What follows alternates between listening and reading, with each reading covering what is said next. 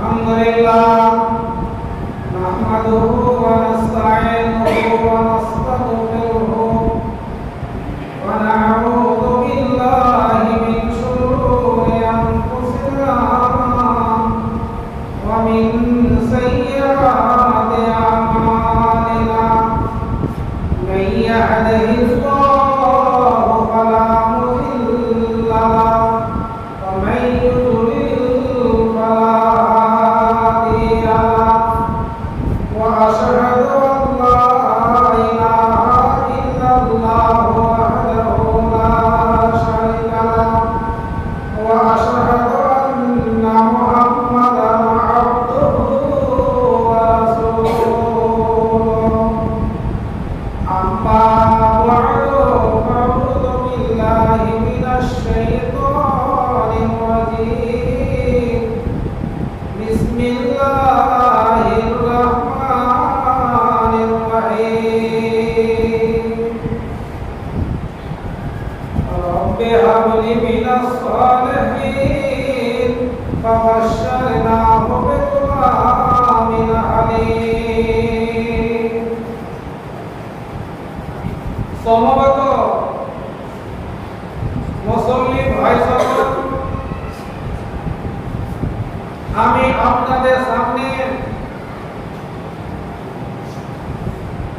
আজ জিলহিজ মাসের বা কুরবানি চাঁদের শেষ জুমা,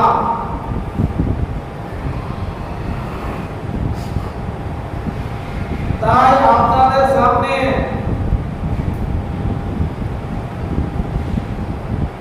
কুরবানির শেষ ইতিহাস তুলে ধরব ইনশাআল্লাহ।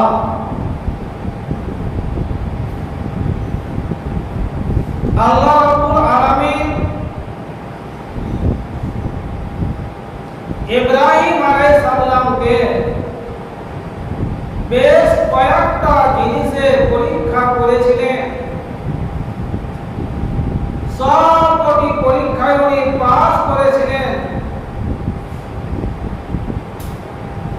এবার আল্লাহ পাক শেষ বয়সে শেষ পরীক্ষা করছেন।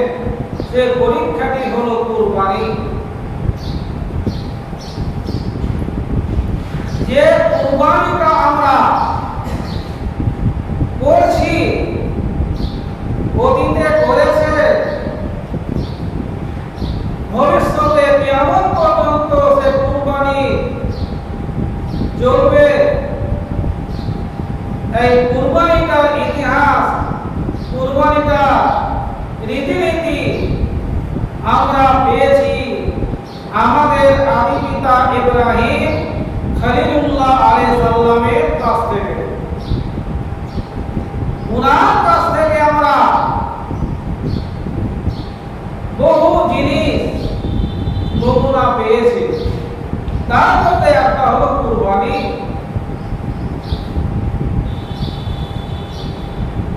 আল্লাহ রাব্বুল আলামিনের আদেশে ইব্রাহিম আলাইহিস সালামকে বলেন যে হে ইব্রাহিম, কে বলেন? আল্লাহ পাক বলেন যে তোমার এই 25 সন্তানকে আর তোমার দ্বিতীয় স্ত্রী মা হাজেরাকে কোথায় রেখে এসো? বনের পাশে দিয়ে এসো। কোন জায়গাতে রেখে আসবে? এমন একটি জায়গায় রেখে এসো যেখানে কোনো ঘর বাড়ি, কোনো জীব জন্তু, মানুষ কিংবা মানুষের চলাফেরা, বট বৃক্ষ আর অন্যান্য ফল ফলাদি গাছ কিছুই নাই। পানীয় ব্যবস্থা কিছু নয়, সেখানে রেখে এসো। আল্লাহ পাকের আদেশে ইব্রাহিম আলাইহিস সালাম তাদের জন্য কিছুটা খেজুর, কিছুটা পানি নিয়ে চললেন ওই মরুভূমির দিকে। সেখানে রেখে দেওয়ার পর ইব্রাহিম আলাইহিস সালাম বাড়ি চলে গেলেন। মা হাজেরা আর শিশু ইসমাইল আলাইহিস সালাম এরা মা আর বেটা মিলে সেখানে থাকতে লাগলেন। ওই একদিন পরে যখন পানি শেষ হয়ে গেল, খাবার খেজুর শেষ হয়ে গেল, আর যখনই খাবার শেষ হয়ে গেল মা হাজেরার স্তনে কিন্তু দুধ আসে না, দুধ শুকিয়ে গেছে।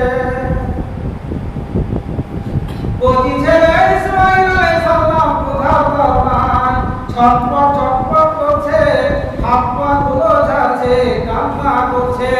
কান্না করতে করতে গলার স্বরটা বসে গেছে। মা হাজেরা তার দিকে দেখতে না পেরে তার জীবন বাঁচাবার জন্য মা হাজেরা আলাইহিস সালাম একটু দূরে গিয়ে দেখেন যে সাফা পাহাড়ের দিকে, সাফা থেকে দেখেন মারওয়া পাহাড়ের দিকে, মারওয়া থেকে দেখেন সাফা পাহাড়ের দিকে। কি দেখেন? সাফা পাহাড়ে উনি চললেন, মারওয়া পাহাড়ের দিকে তাকাচ্ছেন। মনে হচ্ছে সেখানে পানির ঝর্ণা বইছে, পানির স্রোত বইছে। ওই পানির স্রোত ভেবে উনি সাফা থেকে মারওয়া গেলেন। সেখানে দেখলেন কিছুই নাই, পাথর আর পাথর। আবার মারওয়া থেকে সাফা গেলেন।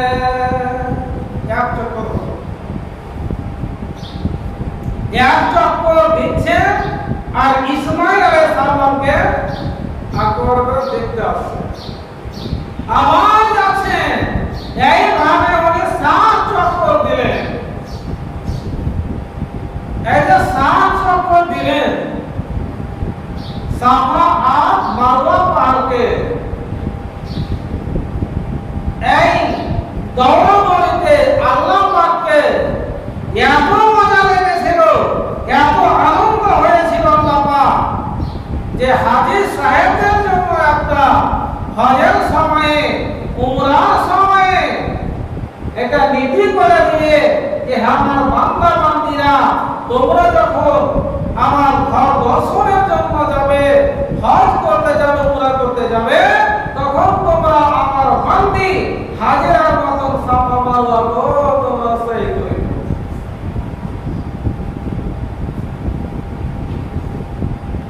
তারপরে দেখছেন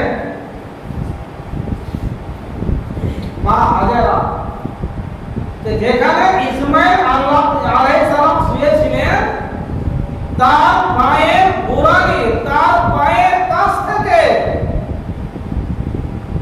মাটি ছিঁড়ে পানির স্রোত বইছে। এই পানির স্রোত থেকে, এই ঝর্ণা দেখে মা হাজেরা নিজের কচি সন্তানকে পান করালেন, মা হাজেরা খেলেন এবং গর্ভে কিছুটা পানি রাখলেন।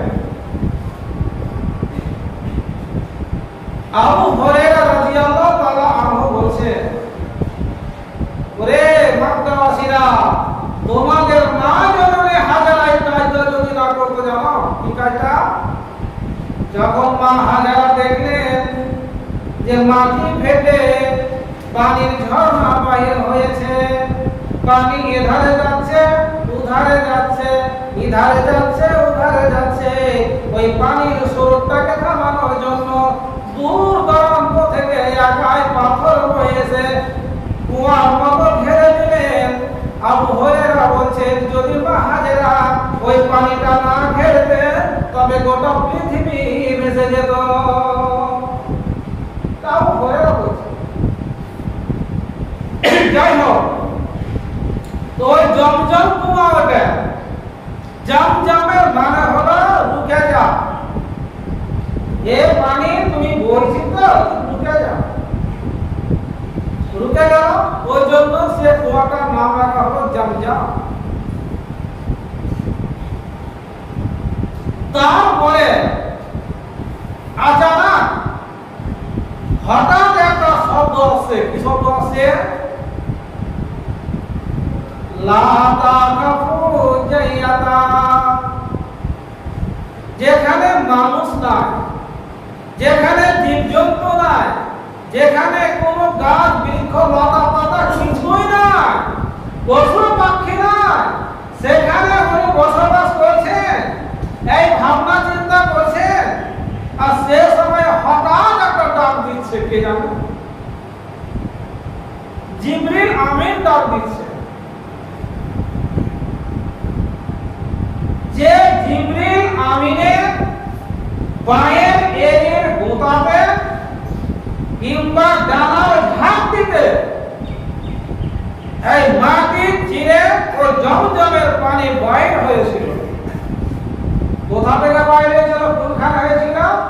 যেখানে ইসমাঈল আলাইহিস সালাম শুয়েছিলেন, যেখানে ওনার পা ছিল, সেখান থেকে পানি বইতে লেগেছে।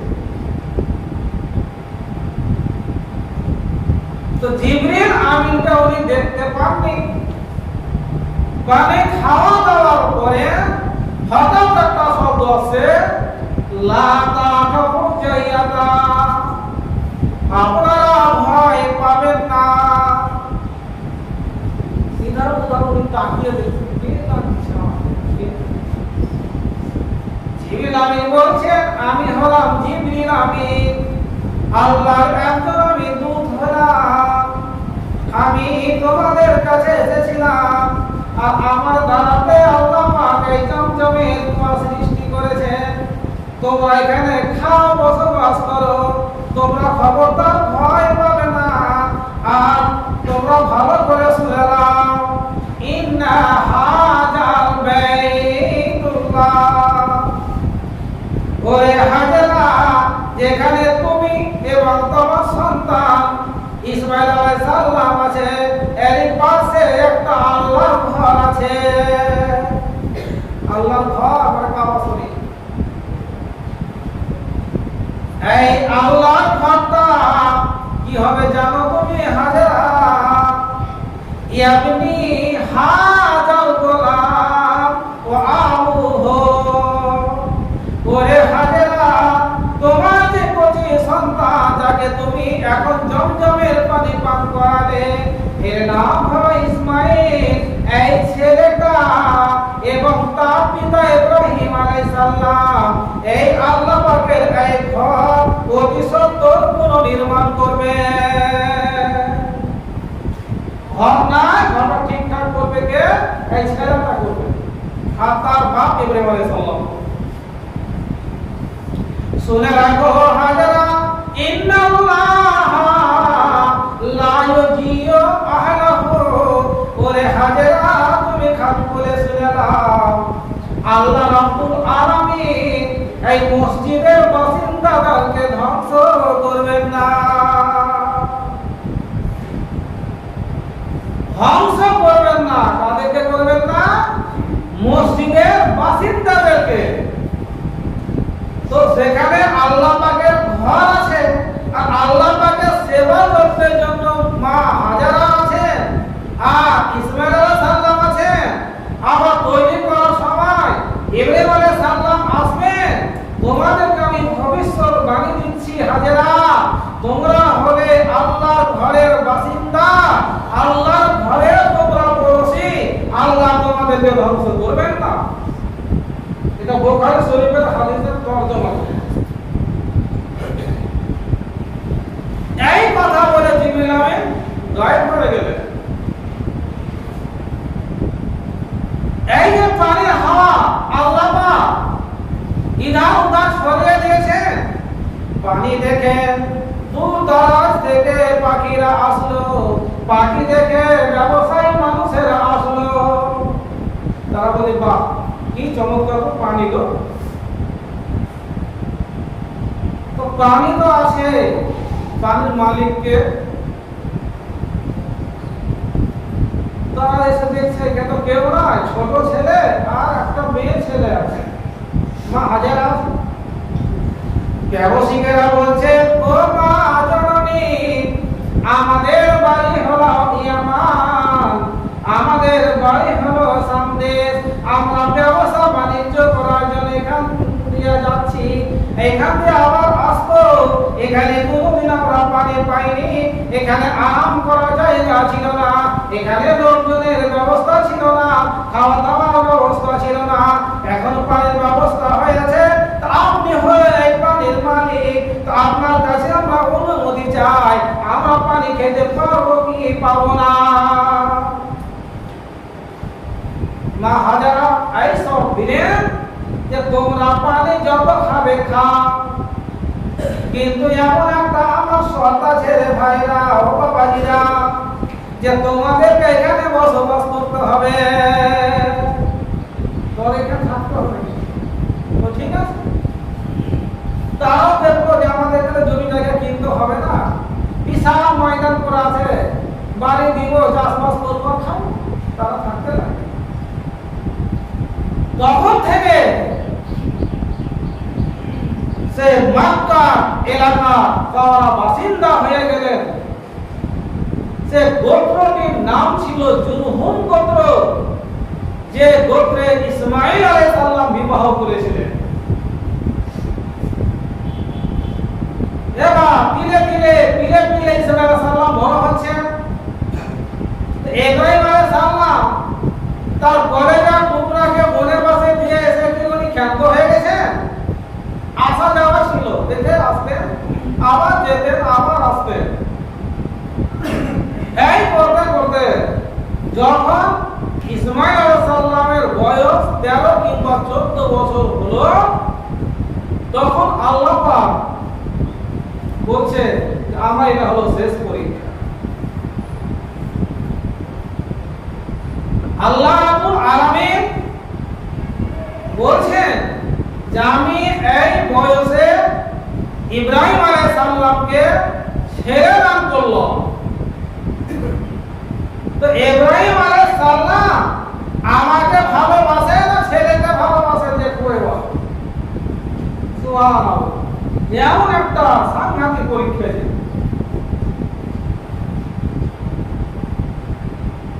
আর কত বড় পরীক্ষা, যে স্বপ্নের মাধ্যমে পরীক্ষা করছেন আল্লাহ।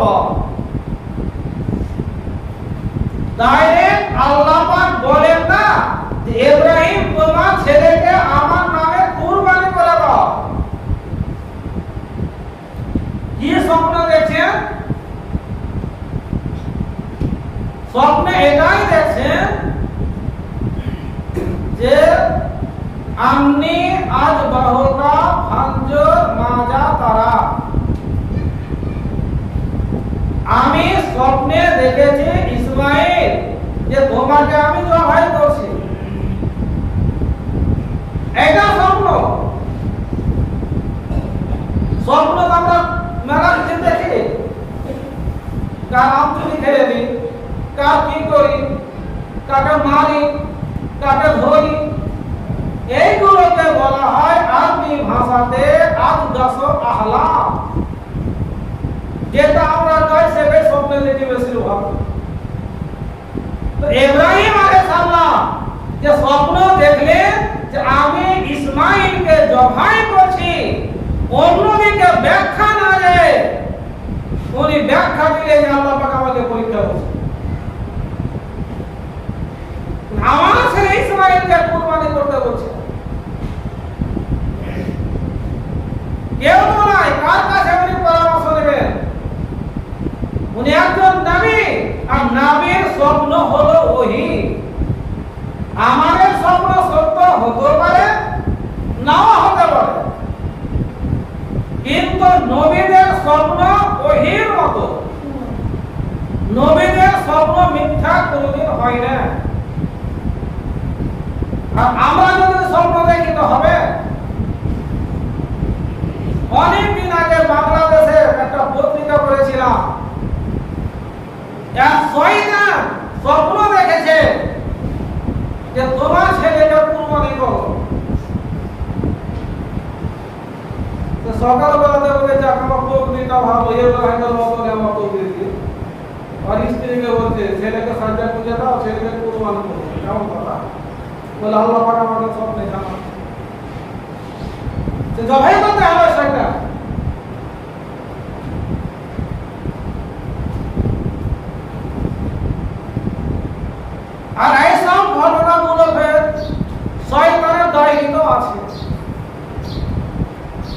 ছেলেকে কুরবানি করা সম্পর্কে। তো আমাদের মতো মানুষের স্বপ্ন সত্য হতে পারে, নাও হতে পারে, কিন্তু নবীদের স্বপ্ন সব কটাই হলো সত্য। ডাইরেক্ট আর বিনা ডাইরেক্টে আল্লাহ পাক ওহীর দ্বারা জানাবেন আর স্বপ্নের মাধ্যমে জানাবেন, দুটাই হবে। এটা নবীদের ক্ষেত্রে, আমাদের ক্ষেত্রে কিন্তু খুব ছোট্ট করে বলছি আমি, মানে সবাই হেঁটে চলে যাচ্ছে, কোনখানে ছাড়বো কোনখানে আমি নিজে কোনো পাচ্ছি না। যেমন ধনীরা ল্যাব বোতলগুলো সিলাই তো কোটটা কত মোটা মোটা হয়, 3 ইঞ্চি 5 ইঞ্চি ছেড়ে ছেড়ে শুয়ে খালি কোট দিয়ে চলে যায়। ওই ধরনের মোটা কোট দিতে হচ্ছে আজকে, মানে সামনে আর সময় নেই। যাই হোক, ইব্রাহিম আলাইহিস সালাম স্বপ্নে দেখা মাত্র উনি কেনান থেকে মা হাজেরার কাছে মানে কাবা শরীফ যাচ্ছেন।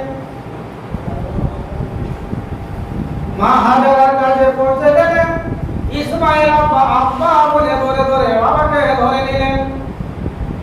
ইসমাইল সালাম বলছে যে আম্মা জান আব্বা এসেছেন। আর ইব্রাহিম আলাইহিস সালাম বলছেন, ওরে হাজেরা, আজকে আমি মনে করেছি আমি কুটুম বাড়ি বেড়াতে যাব, আমার ছেলে ইসমাইলকে সাজিয়ে গুছিয়ে দাও, খুব ভালোভাবে সাজিয়ে দাও, কুটুম বাড়ি যেতে হবে।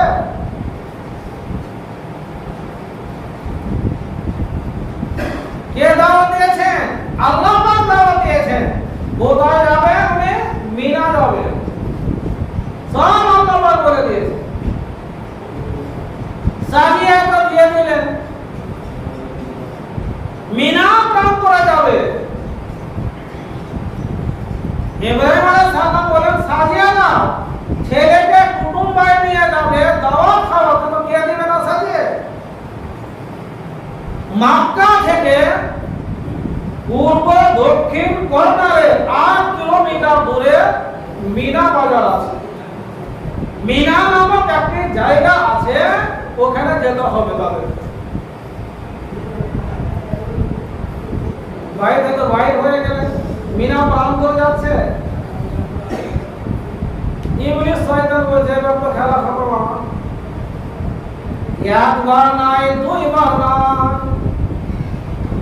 এটা নিয়ে 12টি হলো পরীক্ষা, আর এটার আগে 11টা পরীক্ষা হয়ে গেছে, আর 11টা পরীক্ষাতে উনি ফার্স্ট ডিভিশন ফার্স্ট প্রাইজ পেয়েছেন। এবার যদি উনি পাস করে নাই, তাহলে আমি কি করব? হায় রে হায়, সে একটা বড় মূল বিষয় ছেলে, মাথায় টুপি দিয়ে বড় বড় দাড়ি করে বড় বড় পাঞ্জাবি পরে বাধা দিচ্ছে ইসমাইল আলাইহিস সালামকে, বাধা দিচ্ছে ইব্রাহিম আলাইহিস সালামকে।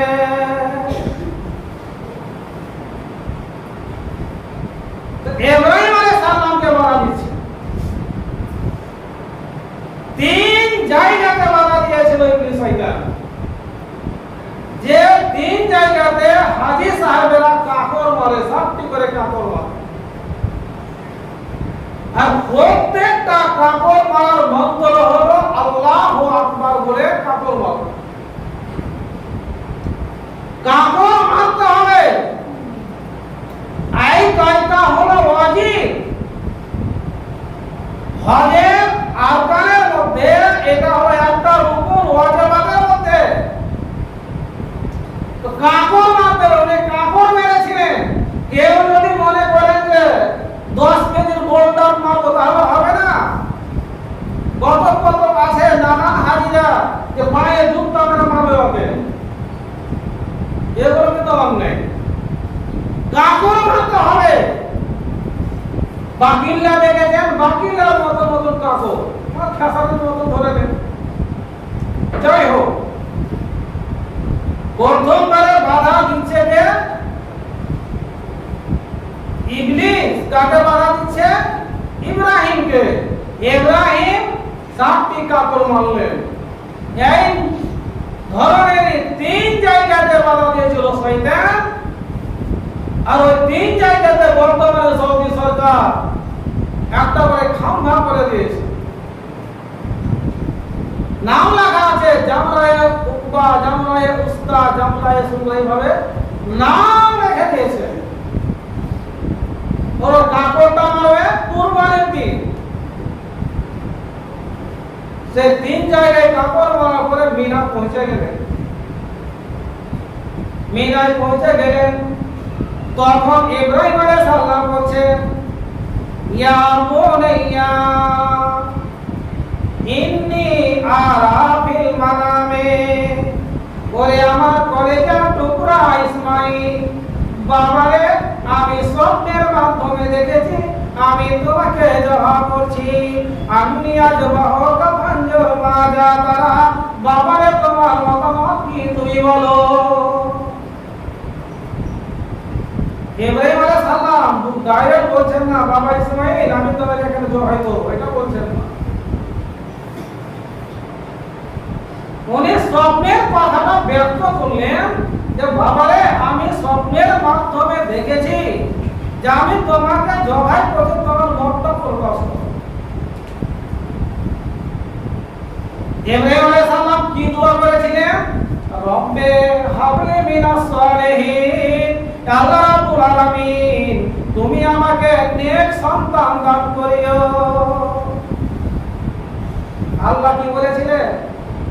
বাবাশশারনাহু বিগুলামিন হালিম, ইব্রাহিম রে তোমার আমি দোয়া কবুল করলাম, তুমি নেক সন্তান চেয়েছো, আমি তোমাকে এমন এক সন্তান দিব যে তোমার কথার উপরে সে চুচারা করবে না। কি বলছে? ইয়া আবা ইফআল মা তুমারু সাতাজিদুনি ইনশাআল্লাহ মিনাস সাবিরিন। হে আব্বাজান, আপনাকে স্বপ্নের মাধ্যমে যেটা আল্লাহ পাক আদেশ করেছেন পঙ্খভাবে আপনি মেনে নেন। আপনার ছেলে ইসমাঈল এতে কোনো মতভেদ করবেন না।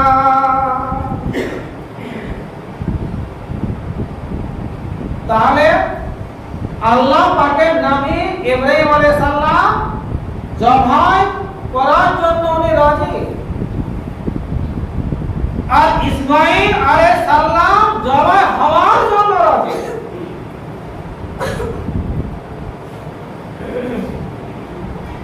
এই বাপের কীর্তি করা, এই ছেলের কীর্তি করা কোটি কোটি আসমানের ফেরেশতারা দেখছেন,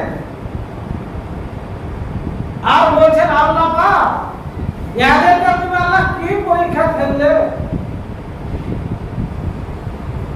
যে লোকটা জবাই করবে তার বয়স এখন 99 বছরের বুড়া, আর যে জবাই হবে 13 বছরের একটা ছোড়া। সুবহানাল্লাহ। তো ইসমাঈল আলাইহিস সালাম জবাই হওয়ার জন্য প্রস্তুত হয়ে গেলেন। কথা কি বললেন উনি? ইনশাআল্লাহ মিনাস সাবিরিন। এখানে আল্লাহ পাক ইসমাঈলের মুখ দিয়ে দুটি কথা বাহির করলেন। কি করলেন? ইনশাআল্লাহ, আল্লাহ যদি চাইতো। যদি ইনশাআল্লাহ উনি না বলতেন তাহলে এখানে একটা বিরাট ত্রুটি থেকে যেত। আল্লাহ যদি চান তো আমাকে ধৈর্যশীলদের অন্তর্ভুক্ত পাবেন।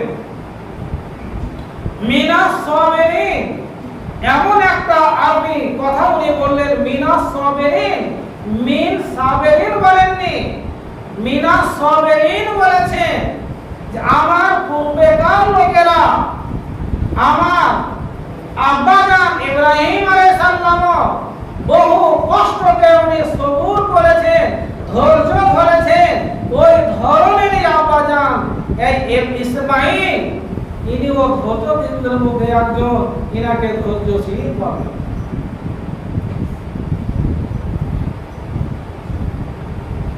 তাহলে ইব্রাহিম আলাইহিস সালাম রাজি হয়ে গেলেন। আর ইসমাইল আলাইহিস সালাম রাজি হয়ে গেলেন। ফালাম্মা আসলামা ওয়া তাল্লাহু লিল জামিন। আল্লাহ রাব্বুল আলামিন বলেন, যখন ইব্রাহিম আলাইহিস সালাম জবাই করার জন্য রাজি হয়ে গেলেন, ইসমাইল আলাইহিস সালাম জবাই হওয়ার জন্য রাজি হয়ে গেলেন, বাপ রাজি, বেটা হলো রাজি। তার কি মজার জিনিস হলো, তাল্লাহু লিল জামিন, জবাই করার জন্য বলছে ইব্রাহিম আলাইহিস সালামকে আর ইসমাইল আলাইহিস সালামকে। আল্লাহ পাক বলছেন, তোমরা যখন দুজনে রাজি হয়ে গেলে, তখন ইব্রাহিম তুমি ইসমাইলকে পাশে ফেলে দাও। এর দুটো মানে হলো তাল্লাহু লিল জামিন। জামিনের মানে হলো কপাল। তাহলে কপালে ভাগে ফেলে দিলে উভুর করা হয়। আর কোন কোন মুফাসসির বলেছেন কপাল তো দুধারই আছে, ডান ধারও কপাল আছে, বাম ধারও কপাল আছে। তাহলে ডান করবাটে, ডান কোঠে ফেলে দাও। যেভাবে আমরা বর্তমানে গরু ছাগলগুলো জবাই করি, পশ্চিম দিকে মুখ করে আমরা ফেলে দিই, তাহলে এক ধারে থাকে দিয়ে আমরা জবাই করি। তো কত কত মুফাসসির বলেছেন যে ইসমাইল আলাইহিস সালামকে ওইভাবে ঘুরিয়ে দিলেন, কিবলা দিকে মুখ করে উনি তখন জবাই করার জন্য প্রস্তুত হলেন। এইভাবে কেন করলেন? ইতিহাসে লেখা আছে যে ইব্রাহিম আলাইহিস সালাম যখন জবাই করার জন্য প্রস্তুতি নিলেন, ছুরি চালাচ্ছেন কিন্তু ছুরি চলে না। আল্লাহ বলেন, এ ছুরি খবরদার আমার বান্দা ইসমাইলের গলায় একটা যদি লুম কেটে যায়, তাহলে তোমাকে আমি মজা দেখাবো। ছুরিটা আল্লাহর কথা শুনবে না ইব্রাহিমের কথা শুনবে? চালিয়ে যাচ্ছে ছোড়া, কিন্তু চলে না, কাটে না। তো ইসমাইল আলাইহিস সালাম বলছেন, আব্বা জান, আপনার চক্ষু আর আমার চক্ষু যখন একত্রিত হয়ে যাচ্ছে, তখন আপনি মনে হয় আমার দিকে দয়া করে মহব্বত করে আপনি আমার গলা শুনে চালাতে পারছেন না। একটা ইতিহাসে এটা লেখা আছে, যখন ইব্রাহিম আলাইহিস সালাম বললেন, ওরে আমার ছেলে ইসমাইল শোনো, আল্লাহ পাক তোমাকে কুরবানি করার জন্য আমাকে আদেশ করেছেন, তোমাকে আমি নিজ হাতে কুরবানি করব। তো ইসমাইল আলাইহিস সালাম বলেছিলেন, আব্বা জান, আপনি তো আমার মা জননীকে এটা কথা বলে আসেননি, আপনি আমার মা জননীকে বলে এসেছেন দাও খাওয়ার জন্য, কুটুম বাড়ি আসার জন্য। তো আব্বা জান, আল্লাহ যখন আদেশ হয়ে গেছে আমাকে জবাই হতে হবে, আপনি যখন আমার মা জননীর কাছে যাবেন আমাকে খুঁজবেন, আব্বা জান তুমি আমার মা জননীকে সালাম দিয়ে দিও। এই কথাগুলো শুনে থামতে পারে ইব্রাহিম আলাইহিস সালাম, কিন্তু আল্লাহর আদেশ। এই কথা শুনে ইব্রাহিম আলাইহিস সালাম খুশিতে আত্মহারা হয়ে উনি চোখের পানি ফেলছেন আর বলছেন, বেটা রে, তুমি কতই না ভালো, তুমি আল্লাহর পথে জবাই হওয়ার জন্য তৈরি হয়ে গেছো, আল্লাহর পথে তুমি জবাই হওয়ার জন্য তৈরি হয়ে আমাকে সহযোগিতা করছো, আমাকে সাহায্য করছো। এই বলে ছেলেকে কোলে নিয়ে একবার চুম খেলে আর চোখ দিয়ে কষ্ট কষ্ট করে পানি পড়ছে।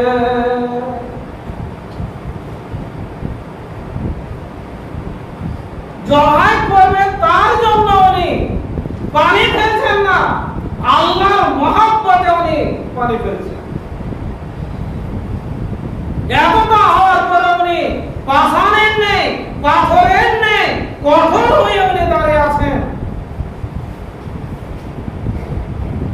কি বলছেন ইসমাইল সাল্লাম, আব্বাজান, আমার আত্মা আছে, আমার শরীরের ভিতরে আত্মা আছে। যখন আপনি আমাকে জবাই করবেন আব্বাজান, আমার জান ছটফট করবে, আমার হাতগুলো নড়াচড়া করবে, আমার পাগুলো নড়াচড়া করবে আব্বাজান। তখন যখন আপনি আমাকে জবাই করবেন, হাত পা গুলোকে আপনি ভালো করে বেঁধে দিবেন। এই জন্য বেঁধে দিবেন, আপনি হলেন আমার আব্বাজান, আল্লাহ রাস্তাতে আমাকে জবাই করবে। আমার যখন জান চলে যাবে, আমি তখন বাপ আর কি কিছু বুঝবো না। মনে হয় আমার যখন হাত চলবে, আপনাকে কেন ঝাড়তে পারে, চড় মারতে পারে, পায়ে না আপনাকে লাথিও মারতে পারে, আমার কত বেয়াদবি হবে আব্বাজান।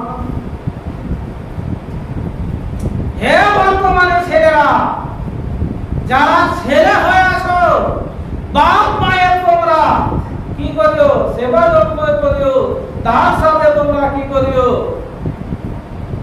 বাপ মাকে তোমরা সৎ ব্যবহার রাখো। কখনো বাপে কয় না, তবু মেলা জায়গাতে শুনছি ছেলেতে বাপকে মেরেছে। অনেক জায়গাতে আছে ছেলেতে বাপকে খেতে চায় না। তারা জন্মদিন পর বাপের কোলে থেকেছে, 2 বছর পর মায়ের কত কুইন্টাল দুধ খেয়েছে। ওই দুধের এক বিন্দু দুধের ঋণ পরিশোধ করার আগে এক বিন্দু ঋণ মার শোধে সাধকা, এক বিন্দু ঋণ মার শোধে সাধকা, ধন্য রে মায়ের সে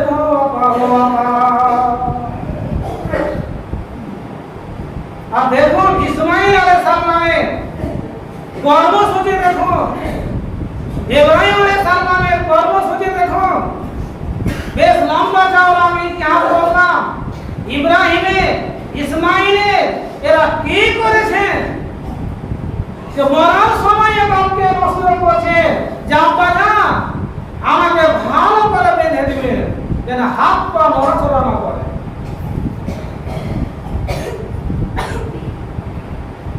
এবার ছুরি চালাতে যাচ্ছেন,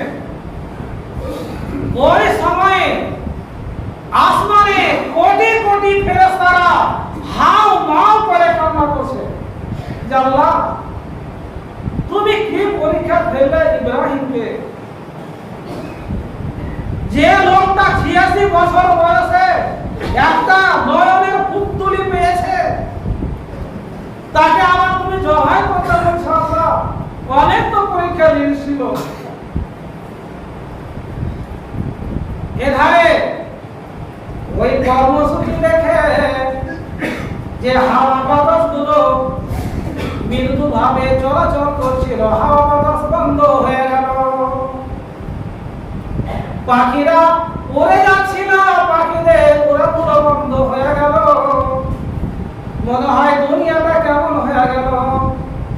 ইব্রাহিম আলাইহিস সালাম যখন ইসমাইল আলাইহিস সালামকে জবাই করছেন, তখন কোটি কোটি ফেরেশতারা হাওমাও করে কান্না করছেন। আল্লাহ রাব্বুল আলামিন, আল্লাহ রাব্বুল আলামিন এটাই যাচাই করতে চেয়েছেন যে এবার আমি ইসমাইলের ব্যাপারে ইব্রাহিমকে আমি পরীক্ষা করে দেখব যে ইব্রাহিম আলাইহিস সালাম আমাকে বেশি ভালোবাসে না ইসমাইলকে ভালোবাসে।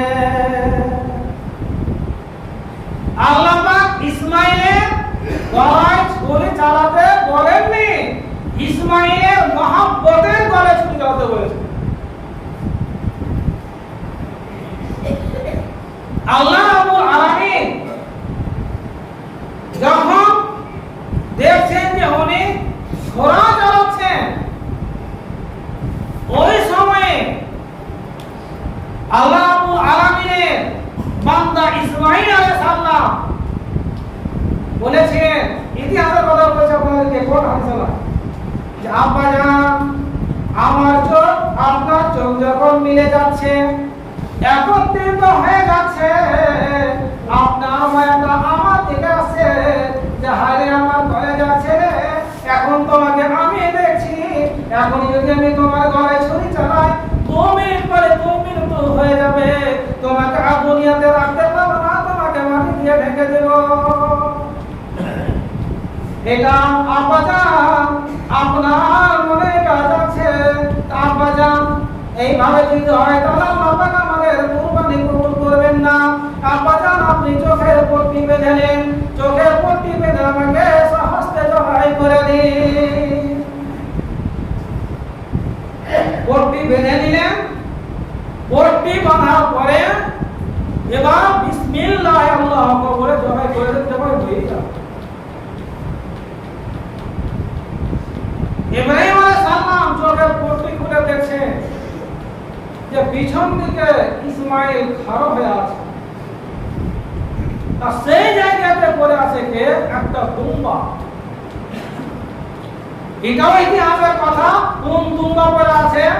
ওই যে আমি শুরুতে বলেছিলাম হাবিল কাবিলের কুরবানি সম্পর্কে, যেটা হাবিল কুরবানি দিয়েছিলেন ওই দুম্বাটা কুরবানি দিলেন কে? ইব্রাহিম আলাইহিস সালাম।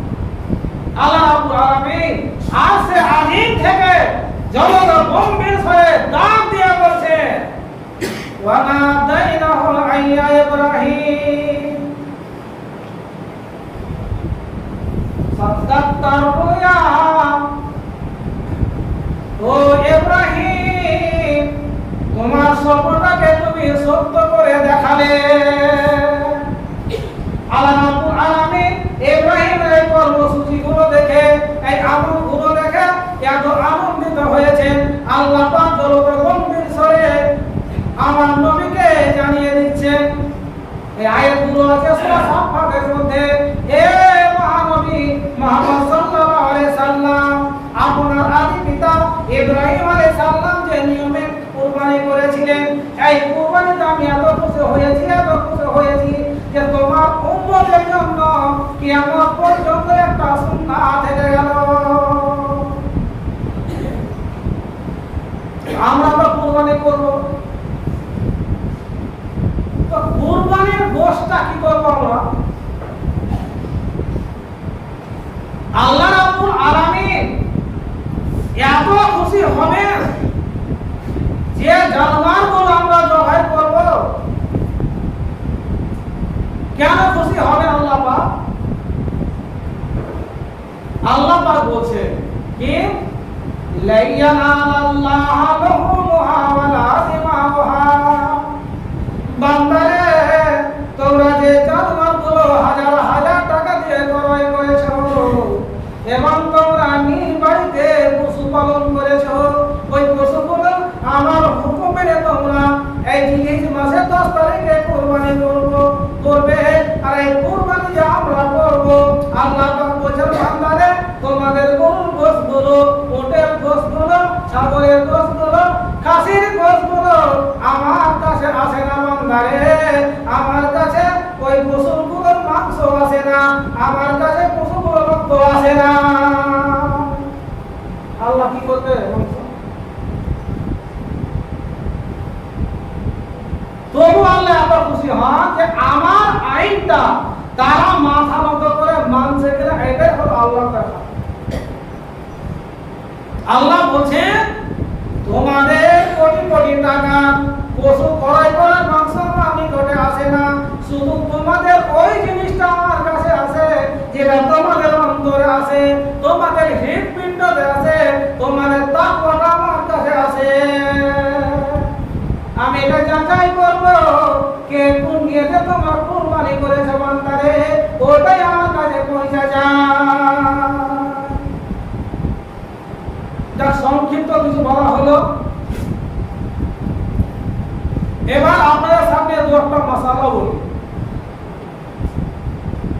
আজকে হলো জিলহজ মাসের আমাদের এখানে 8 তারিখ। আরব জাহানে আজকে আরফার ময়দানে হাজী সাহেবরা আছেন। তো আরফা দিন কোনটা দিন? একটা তো আরফা একটা জায়গার নাম, আর আরফা যেমন ইতিহাসে লেখা আছে আরফার মানে চিহ্না লওয়া, বুঝা লওয়া।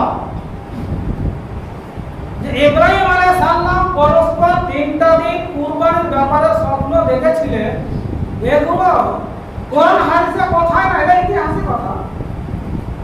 তো উনি প্রথম কুরবানির স্বপ্ন দেখেছিলেন এই চাঁদের 8 তারিখে। ওই জন্য চাঁদের 8 তারিখে আরবিতে বলা হয় ইয়ামুত তারবিয়া। আবার 9 তারিখে দেখলেন উনি বুঝতে পারলেন যে না এটা আসলে স্বপ্ন, এই জন্য 9 তারিখে বলা হয় ইয়ামে আরাফা। আর 10 তারিখে বলা হয় ইয়ামুন নাহার, মানে কুরবানি করার দিন। তো এই মাসে রোজা করতে হবে কয়টা? সেই মশলা হলো কেউ যদি পারে এই চাঁদের প্রথম থেকে 9 পর্যন্ত 9টি রোজা আপনাকে করতে হবে। যদি কেউ পারে, এটা ফরজ নয়, বহু নেকি আছে। আর যদি কেউ বলে যে একটা করবো, তাহলে ইয়ামে আরফা দিন। আরফা দিন কোনটা এটা আমাদেরকে মানতে হবে। যদি আজকে আরফা, আসলে আজকে আরফা দিন, আজকে যদি আমরা করি তাহলে ঈদ কখন করবো আমরা? ওদের তো আরফা আজকে, কালকে কুরবানি।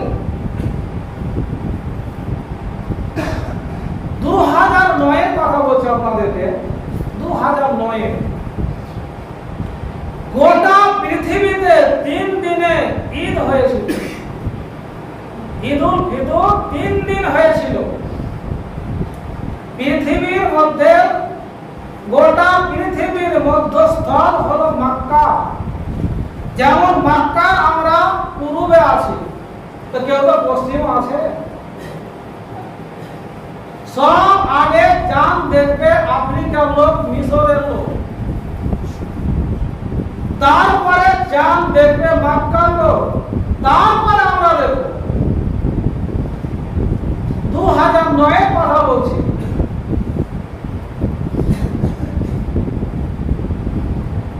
19 আগস্টে, 20 আগস্টে আর 21 আগস্টে এই 3 দিন তারা চাঁদ দেখেছিল 3 জায়গায়।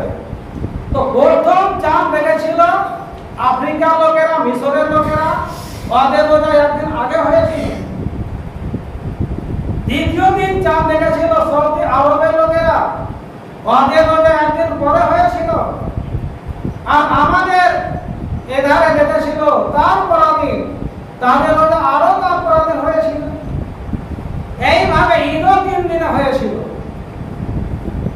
19 সেপ্টেম্বর আর 20 সেপ্টেম্বর আর 21 সেপ্টেম্বরে ঈদ হয়েছিল।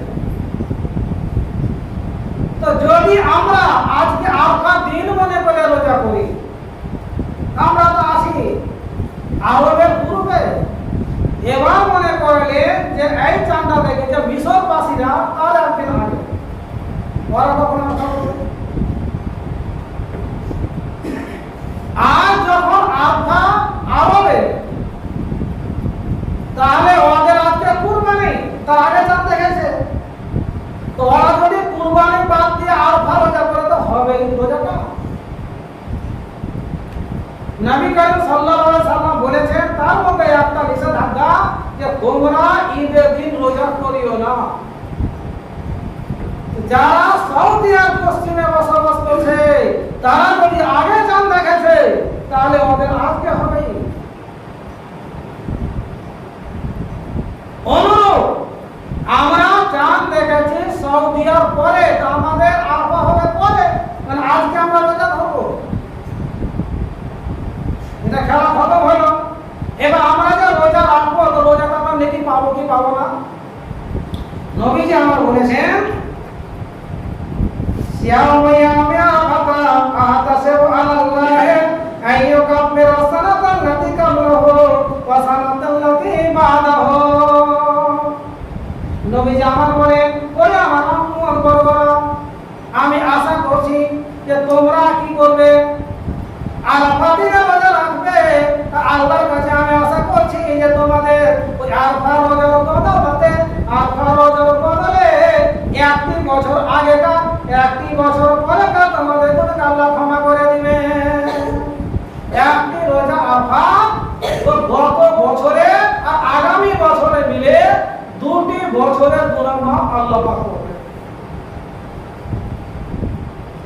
সময় শেষ হয়ে যাচ্ছে, আর বেশি বলছি না।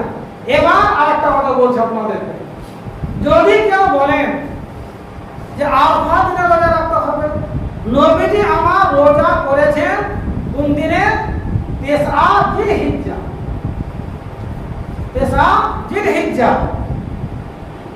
কানা রাসূলুল্লাহ সাল্লাল্লাহু আলাইহি ওয়াসাল্লাম ইয়াসুমু 9 জিলহিজ্জাতে।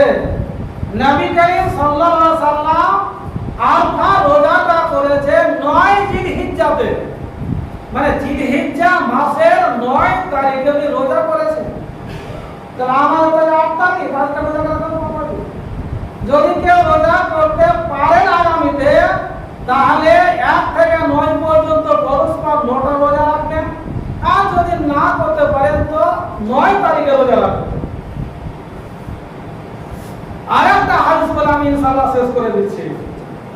আল্লাহ রাব্বুল আলামিনের নবী আরফার ময়দানে আল্লাহর কাছে অভিযোগ করলেন, দোয়া করলেন যে হে আল্লাহ পাক, তুমি জালেমদেরকে সুধার করো, জালেমদেরকে ঠিক করো, তাদেরকে জান্নাত দিও। হে আল্লাহ পাক, যারা মাজলুম ব্যক্তি আছে, যারা জালেমেরা, যে জালেমেরা তাদেরকে নানা ধরনের যন্ত্রণা দিয়েছে, তারাকে বলা হয় মাজলুম, তারা হলে অত্যাচারিত। আল্লাহ তাদেরকে তুমি ক্ষমা করে দাও, ক্ষমা করে দাও। আল্লাহ রাব্বুল আলামিন যখন তাদের সবাইকে আল্লাহ পাক ক্ষমা করে দিলেন, নবীজির কথা শুনে, নবীজির দোয়া কবুল করার পরে যখন এই কথাটা শুনতে পেল ইবলিস শয়তান তখন কি বলছে জানেন? কি বলছে? ইন্না আদাওয়াল্লাহি ইবলিসা লাম্মা আলিমা ইন্নাল্লাহা আযজা ওয়া জাল্লা কাদ ইসতাজাবা দুআই ওয়া কাফারানি উম্মতি। ইবলিস শয়তান যখন জানতে পেল আল্লাহ পাক্কা দুশমন, পাক্কা শত্রু, যখন জানতে পারলো যে মুহাম্মদ সাল্লাল্লাহু আলাইহি সাল্লামের অভিযোগে আল্লাহ পাক তার উম্মতকে ক্ষমা করে দিয়েছেন, তার দোয়া কবুল করে নিয়েছেন, তখন কি করছে জানেন? একটু দূরে যেয়ে আখাযাত তোলাবা ফাজালা ইয়াসওয়ালা রাসিহি, যেমন খেপি পাখির আগে আপনারা দেখেছেন রাস্তাঘাটে, বাজার শহরে নোংরা জিনিস ধুলাবালি নিয়ে হাতের অঞ্জলি দিয়ে, এই 2 হাতের খাবার দিয়ে মাটি ঝুঁটি নিয়ে গোটা শরীরে মাথায় চাপিয়ে দেয়। ওই ইবলিস শয়তান যখন জানতে পারলো যে আল্লাহ রাব্বুল আলামিনের নবী যখন আল্লাহর কাছে দোয়া করেছিলেন, যে আল্লাহ রাব্বুল আলামিন যখন নবীজির দোয়া কবুল করেছেন, আর এটা জানতে যখন পেরেছে যে উম্মতে মুহাম্মাদীকে আল্লাহ ক্ষমা করে দিয়েছেন, তখন ওই ইবলিস শয়তান একটু দূরে যেয়ে ধুলা হাতে নিয়ে মাথায় দিচ্ছে আর নিজেকে গালি করছে। কি বলছে? ইয়াসওয়ালা রাসিহি ওয়া ইয়াযু বিল ওয়াইলি ওয়াসবুরে, আর নিজের জানকে, নিজের আত্মাকে যেমন তাই বলে গালি দিচ্ছে। ইবলিস কি করতে পারলি? এইভাবে লান্তান করছে ইবলিস নিজের শরীরটাকে, নিজের বদনটাকে, নিজের দেহটাকে, যে তোর মতন পাপাত্তা আছে যে নবীর কথা শুনে আল্লাহ পাক সমস্ত তাদের গুনাহকে আল্লাহ ক্ষমা করে দিলেন, আর ইবলিস তুই কিছু করতে পারলি না। এই ভেবে সে মাটি ঝুঁকি গোটা শরীরে মারতে লাগলো, মাথায় ধোয়া ঢালছে, নিজকে গালি দিচ্ছে। আর খাস করে হলে আরফা দিনে, এই আরফা দিনে মানে 9 তারিখে কত ফজিলত আপনারা সামনে বলবো, সময় নেই। একটাই কথা আপনাদেরকে বললাম যে আরফা রোজা যারা করবেন 9 তারিখে করবেন, মানে আজকে দিন যে রাতে আমাকে রোজা রাখতে হবে, এই রোজা যারা করবেন আল্লাহর হস্তে 2টি বছরের গুনাহ আল্লাহ পাক ক্ষমা করে দিবেন। ওয়া মা আলাইনা ইল্লাল বালাগ।